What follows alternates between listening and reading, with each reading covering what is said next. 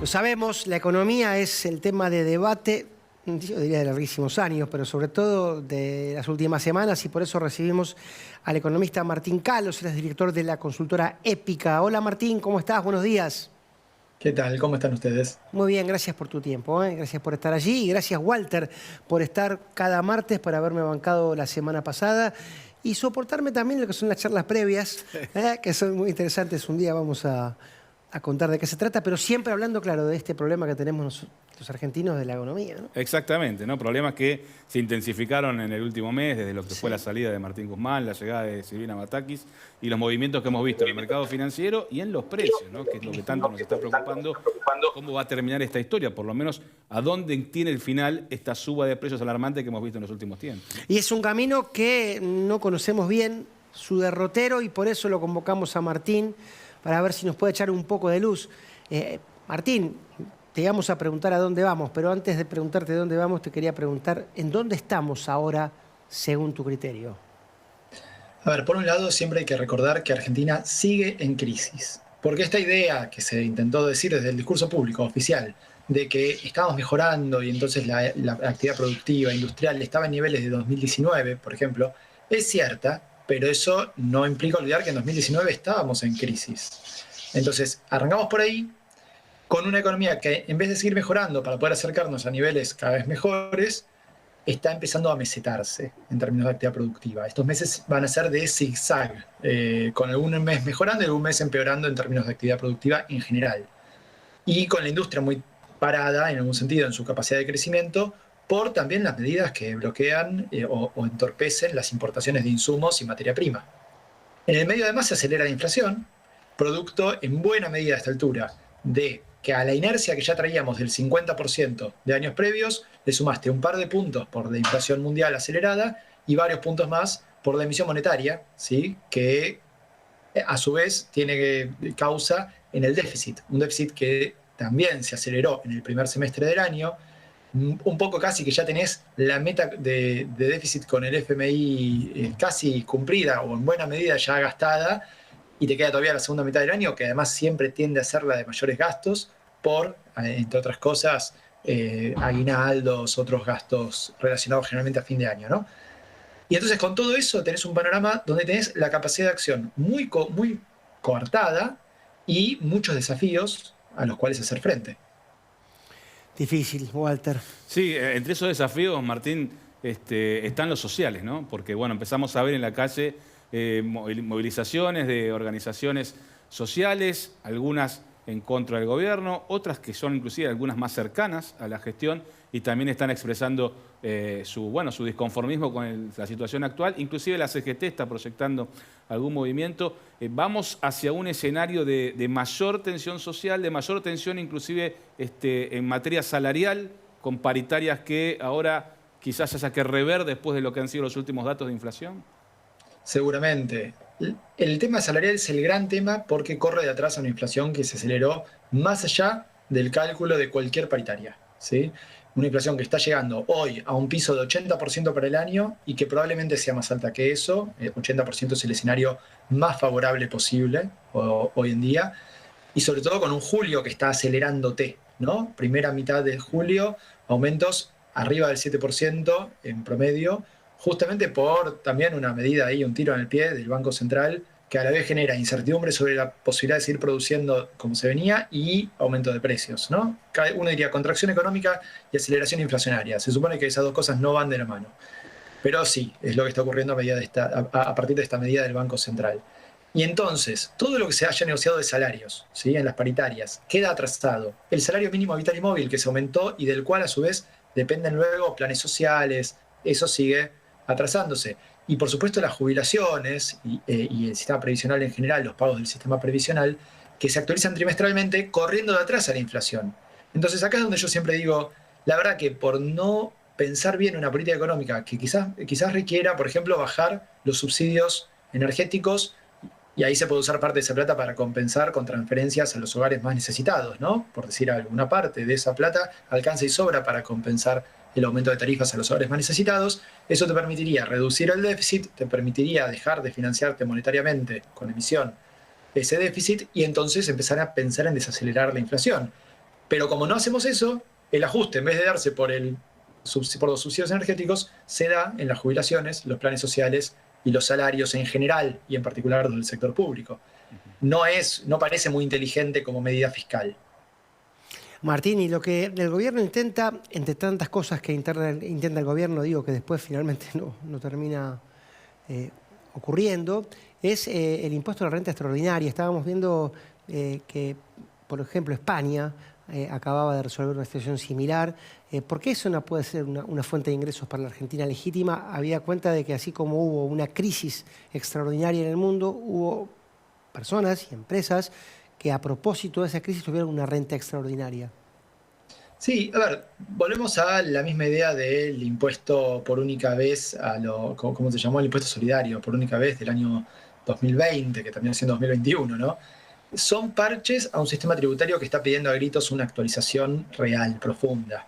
Todos los gobiernos se llenan la boca mencionando que en algún momento van a hacer una reforma tributaria y eso nunca ocurre porque requiere, obviamente, ponerse de acuerdo con provincias por la parte de coparticipación y con muchos actores distintos en la economía.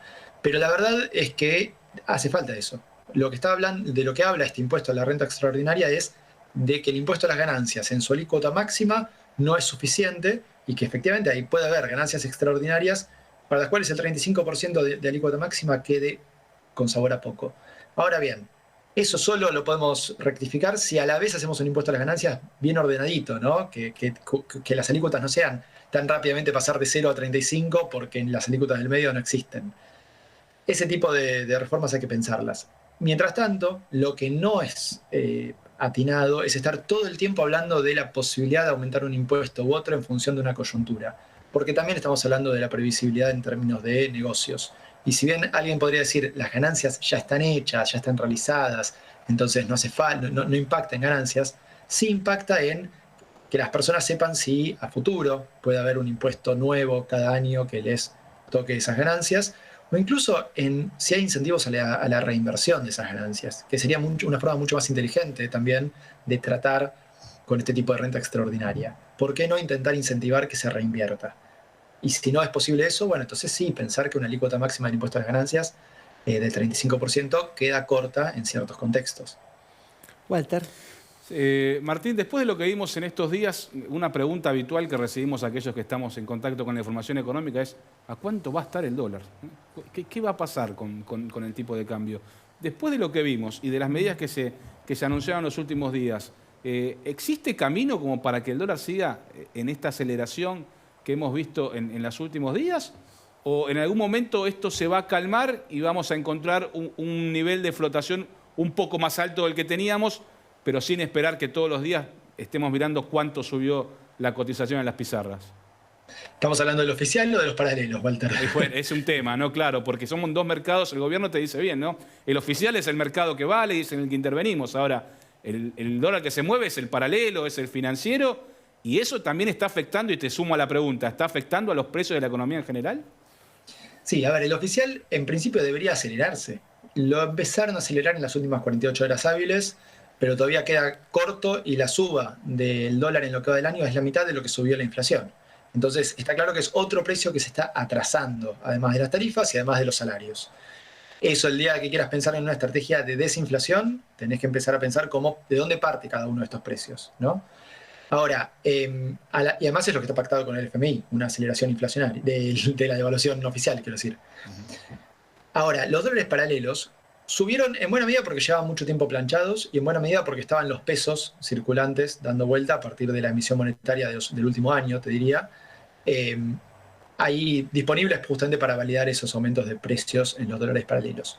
¿Son mercados chicos? Sí, en particular el blue. Ni hablar, que es un mercado absolutamente marginal en tamaño, pero que te empieza a marcar un poco de pauta respecto de cuál es justamente la brecha. Lo que te marca es cuánto es el no acceso al mercado oficial, cuál es la demanda que no puede acceder y que de a poco se va potenciando en la medida en la que se acelera la inflación y no hay herramientas para ahorrar en pesos que le empaten al menos a la inflación, salvo obviamente algo con un plazo fijo UVA, alguna cuestión así que resta liquidez, digamos. No existe nos faltan herramientas para manejar la liquidez sin perder contra la inflación.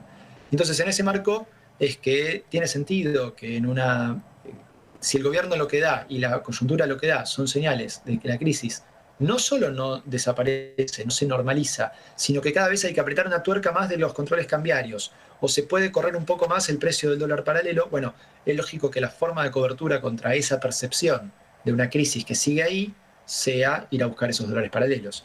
Entonces vos me decías, ¿hay camino para recorrer para que siga subiendo? Sí, desde el momento en que hay una cuestión especulativa, como te estoy describiendo, ¿no? La especulación respecto de a dónde puede llegar ese dólar o a dónde más poder ir, una cuestión ya de costo de oportunidad. Ahora, si uno mira lo que se suele calcular como los fundamentals, ¿no? O los cálculos técnicos respecto de, bueno, ¿y a qué precio estarían los dólares si se considerara tal o cual variable? La verdad es que está en un precio, incluso te diría, un poco más alto de lo que debería. Que nada, no, eso no significa que vaya a bajar. Quizás en algún momento se estabilice por un tiempo, como pasó hace un año, y entonces le dé espacio a las demás variables para descansarlo. Martín, comentábamos con Walter fuera de cámara una reflexión que leíamos en las redes sociales de alguien que decía, bueno, nos habían dicho que había que acordar con el fondo para que el dólar no se disparara, para que no hubiera una brecha cambiaria, para que el riesgo país no creciera. Acordamos con el fondo y entonces... Y entonces era condición necesaria, pero no suficiente. A ver, sin el acuerdo con el fondo, hoy estaríamos preguntándonos ¿con qué dólares pagamos todos los vencimientos que ya tuvimos? Lo mismo que con los acreedores privados. Eran dólares que no teníamos para pagar. Entonces había que patear esos pagos a plazos más razonables. Y eso se logró. Fíjate que ni siquiera era un problema del tamaño de la deuda. Argentina no debe mucho. Debía una deuda que tenía que pagar muy pronto. Y ese era el problema. Entonces, eso era necesario para despejar un poco el horizonte. Pero ahora que tenés el horizonte despejado, lo que necesitas es una política económica razonable, consistente y previsible que te permita decir, bueno, a partir de ahora el crecimiento económico se recupera por acá, el desarrollo económico de largo plazo va por acá y la estabilización nominal de variables como la inflación o el dólar está acá. Esas tres cosas, que digamos un corto plazo, un largo plazo y un manejo de la crisis, es lo que estamos necesitando y cuesta verlo, porque incluso ese acuerdo con el FMI que bien mencionabas, que tiene ese camino armado, no fue vendido por el propio gobierno, digo, vendido en términos de marketing casi, de comunicación política, como algo en lo que el gobierno creyera. Es más, una parte importante de la coalición de gobierno te sigue diciendo que está en contra de eso. Y no está resuelta esa tensión. Entonces, no hay un camino hoy plasmado en alguna propuesta y creíble. Porque incluso te digo algo, el acuerdo con el FMI marca una política, un sendero de decisión a partir de que te dice, bueno, hay que moderar la emisión monetaria, en particular para financiar el déficit, hay que bajar el déficit, toca los principales puntos y uno podría decir, bueno, si el gobierno intenta decir que esta es su política antiinflacionaria, aunque sea tiene una política antiinflacionaria, pero ni el gobierno sale a decir que esa es su política, la tiene firmada, dice que la va a cumplir a veces y a veces intenta jugar con que no sabe si lo va a cumplir para no tener un problema interno en la coalición de gobierno. Ahí está el problema de por qué no alcanzó con el acuerdo. Porque no salió a decir que ese era su acuerdo, el que realmente fuera a cumplir, y porque falta un programa económico alrededor de ese acuerdo y que por favor supere ese acuerdo, ¿no? Walter. ¿Y por qué crees que ahora Silvina Batakis, después de lo que fue el recambio de ministro, con toda la situación política que hubo de por medio, ¿por qué crees que la llegada de Batakis no cambió ese escenario? ¿Por qué no estableció definitivamente cuál es el sendero que quiere seguir la política económica del gobierno para poder tranquilizar estas variables que estaba señalando? Mira, me acuerdo cuando el informe que armamos desde Épica Consultores cuando fue la salida de Guzmán y el lunes siguiente, el domingo siguiente, la asunción de Batakis, decíamos que así como el problema no había sido Guzmán, la solución no era Batakis. ¿Por qué? Porque el problema era una de definiciones de política al interior de la coalición de gobierno, del Frente de Todos. Batakis asume y parecería que tiene un poco más de espalda y un mejor diagnóstico de la situación para implementar algunas medidas como esta austeridad fiscal con mucha grieta para que no sea realmente una austeridad, un equilibrio cero, pero parecería que tiene la espalda para implementar eso, que era algo que quería hacer Guzmán. Fíjate que a Guzmán se le reclamaba que gastaba poco y ahora se le reclama que gastó mucho. Algo extraño como diagnóstico previo y post a su salida del ministerio. Pero en el medio la pregunta es, y que es la pregunta que se hacen muchas personas, ¿Esto tiene autorización, aval y acuerdo de parte de todo el Frente de Todos? ¿O es una idea que lleva Batakis, que lleva Alberto Fernández o una parte del Frente de Todos y que tiene que poner todavía en diálogo y en consenso? Porque si tiene consenso del Frente de Todos es una cosa, pero no está claro todavía. Se supone que lo tiene, pero no está claro. Y era el problema también de Guzmán, que intentaba avanzar para un lado y todo el tiempo encontraba límites en la interna política. La gran duda es esa y por eso la salida de Guzmán y la entrada de Batakis no termina de eliminar dudas respecto de hacia dónde quiere ir el gobierno, porque el gobierno sigue marcando esas diferencias. Martín, muchas gracias por tu tiempo y por tus palabras. Estamos en contacto en un tema que seguramente nos va a volver a obligar a seguir pensando y repensando. Muchas gracias por estar con nosotros. Un placer y hasta la próxima. Hasta la próxima. Y Walter, vos no te vayas. Muy bien. Hacemos una pausa, un cierre chiquitito y después seguimos.